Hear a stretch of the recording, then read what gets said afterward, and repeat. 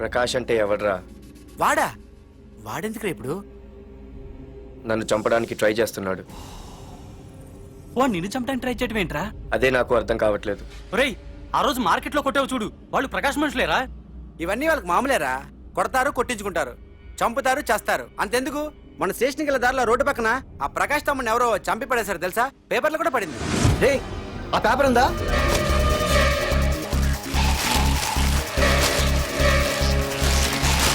రే విడారా?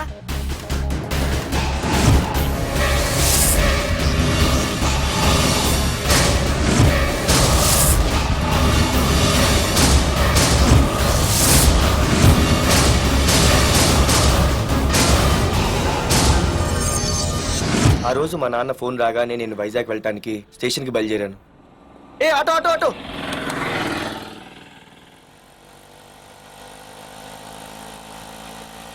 ఈడిని మాత్రం వదలకూడదు. ఏ auto auto! ఆగు! ఓ, ఓ, ఓ, ఓ, ఓ, ఓ, ఓ, ఓ. బాబు, రైల్వే స్టేషన్కి వస్తావా? సవారీ ఉంది సార్. వీడు సవారీ. ఏ mister, respect. Sorry sir. Sir, మీరు ఎక్కడ దాకా వెళ్తున్నారు సార్? ఈస్ట్ మారేడుపల్లి. సార్, కొంచెం స్టేషన్ దాకా లిఫ్ట్ ఇస్తారా? నా ట్రైనింగ్ టైం అవుతుంది.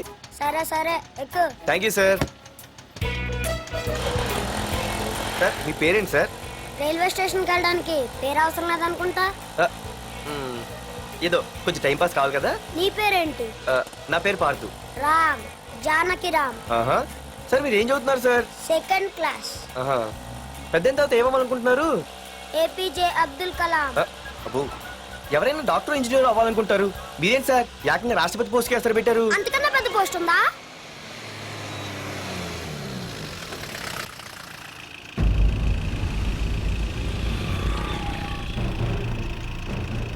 అన్నా అన్నా, వాడే అన్న ఆ రోజు మార్కెట్లో నన్ను మన వాళ్ళని కొట్టింది. వాడు మన ఏరియాకి వచ్చి మనల్నే కొట్టాడంటే అది మన ఇజ్జత్కే సవాలన్నా. అన్ని వేసేయాలన్నా.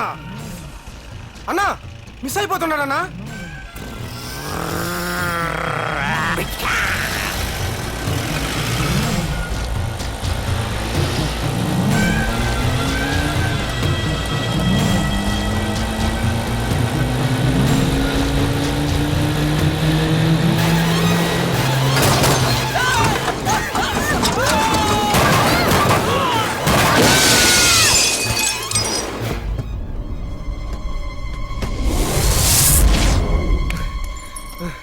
చిన్న, రే చిన్న.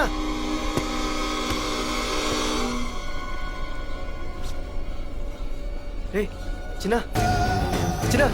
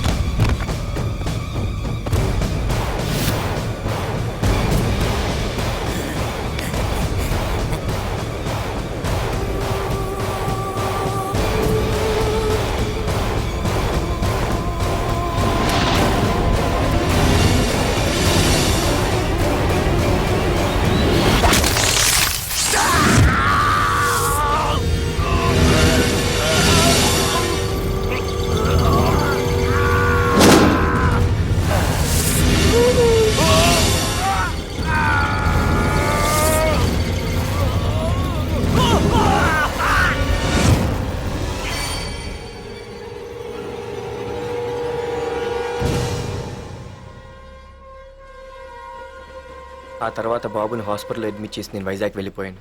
కానీ ఇప్పుడే అర్థమైంది ప్రకాష్ తమ్ముడు పడిపోలేదు, చనిపోయాడని. మరి ఇప్పుడు ఏం చేద్దాం అనుకుంటున్నారా?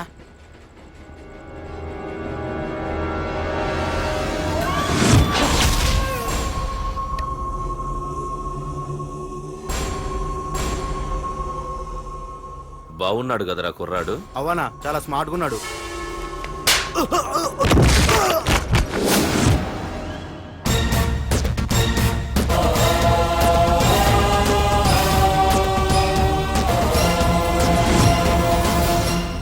నా పేరు పార్థు. నువ్వు వెతుకుతున్నది, చంపించాలని ట్రై చేస్తున్నది నన్నే. నేను ఈ తమ్ముని కావాలని చంపలేదు, అది అనుకోకుండా జరిగింది. అతను చనిపోయిన విషయం కూడా నాకు ఇప్పుడే తెలిసింది. నన్ను చంపడం వల్ల అతను తిరిగి రాడు కదా, అందుకు నీ మనుషులు నా వెంట పట్టడం, నన్ను చంపాలని ట్రై చేయటం, నేను వాళ్ళని తిరిగి కొట్టడం, ఇవన్నీ నాకు నచ్చవు. నీ తమ్ముడు చనిపోయినందుకు నువ్వెంత బాధపడుతున్నావో, పొరపాటున నా చేతిలో ఒకరు చనిపోయినందుకు నేను అంతే బాధపడుతున్నాను. అందుకే ఈ విషయం ఇక్కడితో వదిలేస్తే ఇద్దరికీ మంచిది. అర్థం చేసుకో. అర్థం చేసుకున్నాను. నిన్ను తప్పుగా అర్థం చేసుకున్నాను, చాలా తప్పుగా. నా తమ్ముణ్ణి చంపినవాడు నాకు భయపడి ప్రాణభయంతో ఎక్కడో దాక్కునుంటాడనుకున్నాను. కానీ చంపింది నేనే అని చెప్పే దమ్మునవాడనుకోలేదు. చూస్తా, నీ దమ్మేంటో ఇప్పుడు చూస్తా. ఒరేయ్ తమ్ముడు, చూసావా, మొదటిసారి వీడు నిన్ను చంపినవాడు నా ముందుకొచ్చాడు. ఈ రోజే వీడిని ముక్కలు ముక్కలుగా నరికి నీ రుణం తీర్చుకుంటా. రేయ్, వేసేయండి రా వాడిని.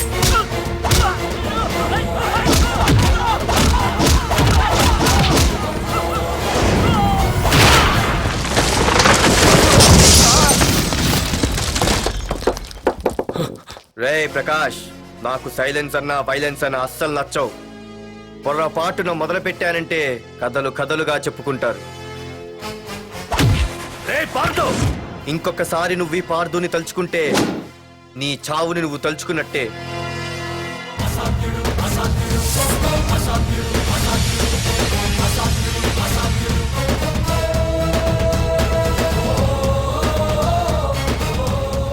మా బామ్మ పిడుగు శబ్దం వినాలి కానీ చూడకూడదనేది. అంటే ఏంటి ఇప్పుడు అర్థమైంది. ఈడింకా తేరుకోలేనట్టుంది.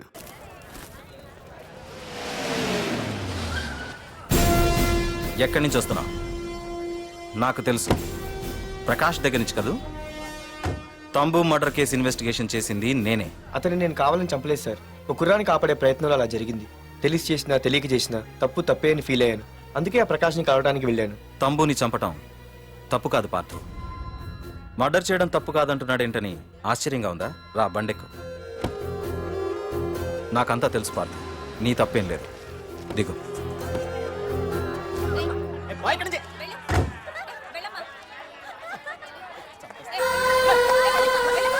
ఆమె ఎవరో తెలుసా? నాకంటే ముందు నా పోస్టులో ఉన్న పోలీస్ ఆఫీసర్ భార్య. తన కళ్ళ ముందే తన భర్తని ఆ తంబుగాడు అతి దారుణంగా నరికి చంపేశాడు. అది చూసి ఆవిడ పిచ్చిదైపోయింది.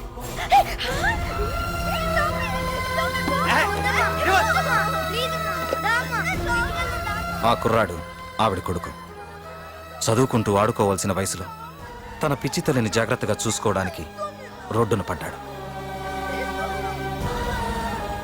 ఆ పెద్దాయన్ని చూడు. 6 సంవత్సరాల క్రితం తన కూతురి పెళ్లి కోసం బట్టలు కొనడానికి కూతురుతో పాటు సిటీకి వచ్చాడు. తంబుగాడు ఆ అమ్మాయిని ఎత్తుకుపోయాడు. ఆ రోజు నుంచి ఈ రోజు వరకు తన కూతురు ఉందో లేదో తెలియకపోయినా ఎప్పటికైనా తిరిగి ఇవ్వకపోతారా అన్న చిన్న ఆశతో ఈ సిటీలో ఉండిపోయాడు. వీళ్లే కాదు పార్థు, ఒక్కసారి అటు చూడు. పశువులు కూడా ఉండలేని ఈ మురికి నీళ్ల పక్కన వీళ్ళెందుకుంటున్నారో తెలుసా? ఆ ప్రకాష్ గాడు తన తమ్ముడి పేరు మీద మల్టీప్లెక్స్ కట్టడానికి వీళ్ళుండే ఇళ్లని ఖాళీ చేయించి తన సొంతం చేసుకున్నాడు. వాణ్ణి ఎదిరించలేక, వేరే దారి లేక వీళ్ళంతా ఈ దుర్భరమైన జీవితాన్ని గడుపుతున్నారు. ఇప్పుడు చెప్పు పార్థు, తంబుని చంపడం తప్పని ఇంకా నువ్వు ఫీల్ అవుతున్నావా? నువ్వు అడగచ్చు, ఇన్ని జరుగుతుంటే మీరేం చేస్తున్నారని. మా అధికారమే మాకు అడ్డమైంది. ప్రకాష్ గారిని టచ్ చేస్తే చాలు మినిస్టర్స్ నుంచి ఫోన్ కాల్స్, ఒక్కడుగు ముందుకేస్తే చాలు వెనక్కి రమ్మని హైకమాండ్ నుంచి ఆర్డర్స్. నా దృష్టిలో ప్రకాష్ని అరెస్ట్ చేయకపోవడం ఎంత తప్పో నిన్ను అరెస్ట్ చేయడం కూడా అంతే తప్పు. ఇదిగో నీ పర్స్, తంబు డెడ్ బాడీ దగ్గర దొరికింది. పార్థు, నిశ్చింతగా ఊరెళ్ళి నువ్వు ప్రేమించిన అమ్మాయిని పెళ్లి చేసుకుని హ్యాపీగా ఉండు. చూడు, నిన్ను నువ్వు రక్షించుకోవడానికి ఆ ప్రకాష్ని కాని వాడి మనుషుల్ని కానీ ఏమైనా చేయి. నీ వెనక నేనున్నాను. Wish you all the best.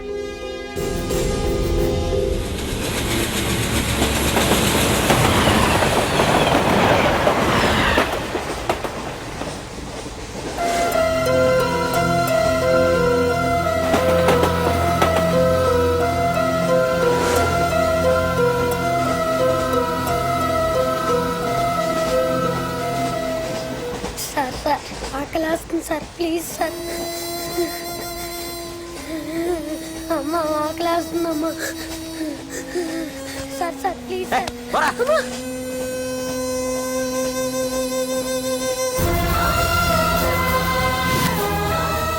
APJ Abdul Kalam.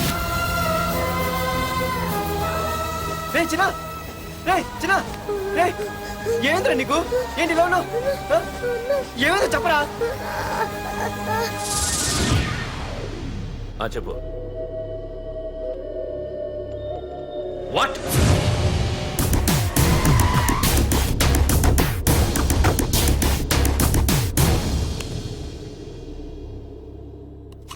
అన్నా తమ్ముడిని చంపింది వరదరాజులు కాదన్నా ఓ కాలేజీ కుర్రాడు. ఎవడ్రా ఎక్కడుంటాడు వాడు చెప్పు. పేషెంట్ ని డిస్టర్బ్ చేయకండి, అతను ఇప్పుడే కోమా నుంచి కోలుకున్నాడు, చనిపోయే ప్రమాదం ఉంది. రే నా తమ్ముడు ఆల్రెడీ చచ్చిపోయాడు రా వెళ్ళు. చెప్పు. అన్నా ఆడెక్కడ ఉంటాడో తెలియదు కానీ ఆడితో పాటు ఆ స్కూల్ కుర్రాడు కూడా ఉన్నాడన్నా. రే వీడిని బండి ఎక్కించండి. అలాగే అన్న.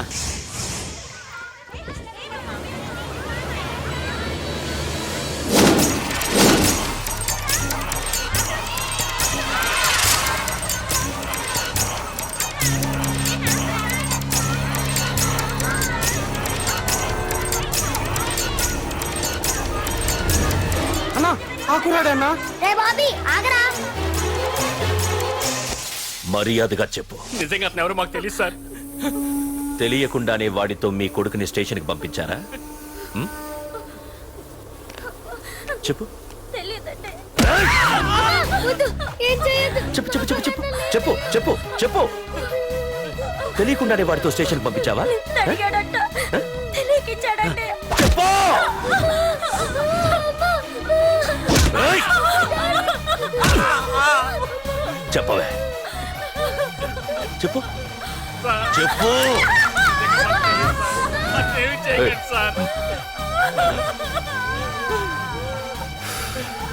ఇప్పుడు చెప్తా చెప్పు మమ్మల్ని వదిలేయండి సార్ ప్లీజ్. చెప్పు చెప్పు మాకు తెలియదు తెలీదా?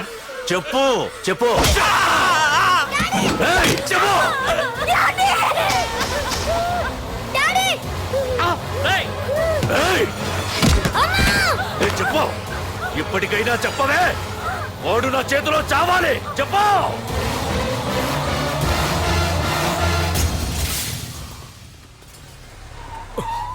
సార్ వాడి గురించి ఇన్ఫర్మేషన్ తెలిసింది సార్. ఇది వాడి ఫోటో. అన్నా వీడే నా తమ్ముడు చంపింది వీడే.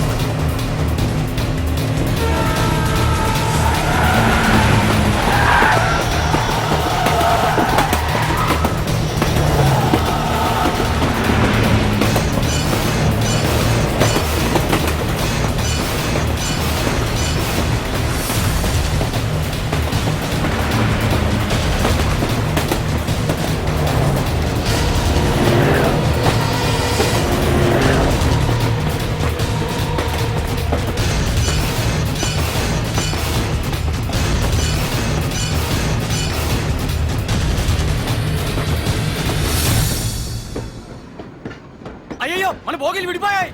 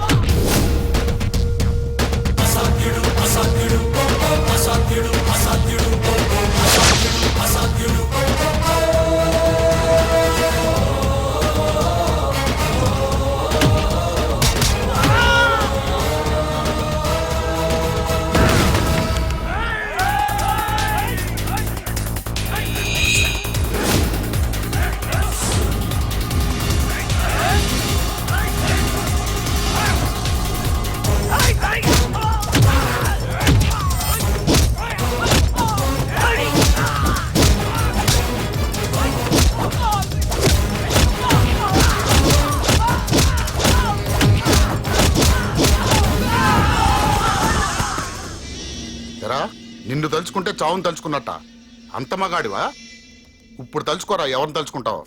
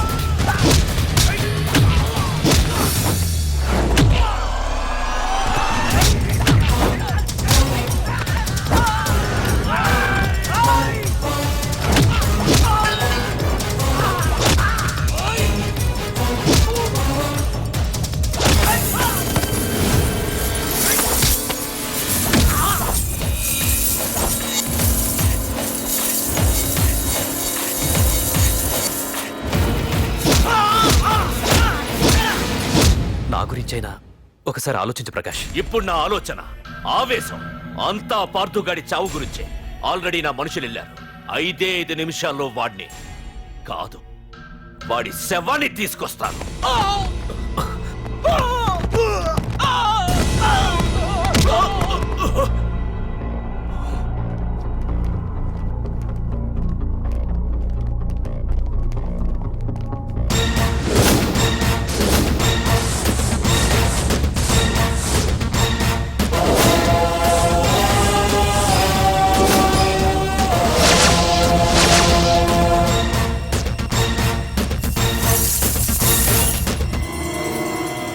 పార్థు, రేయ్, నువ్వు జీవితంలో ఏ తప్పైతే చేయకూడదో అదే చేశావు.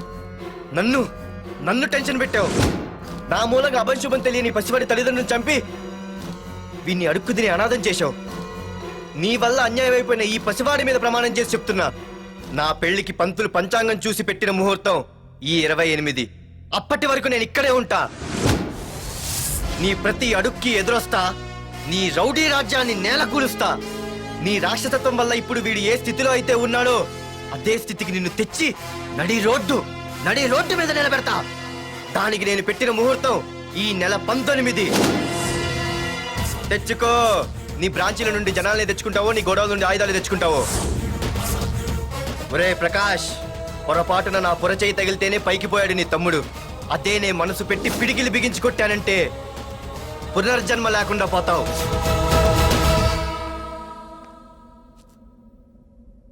మళ్ళీ చెబుతున్నా, నేను ఒంటరి.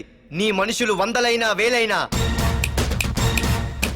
ఏరి పారేస్తా.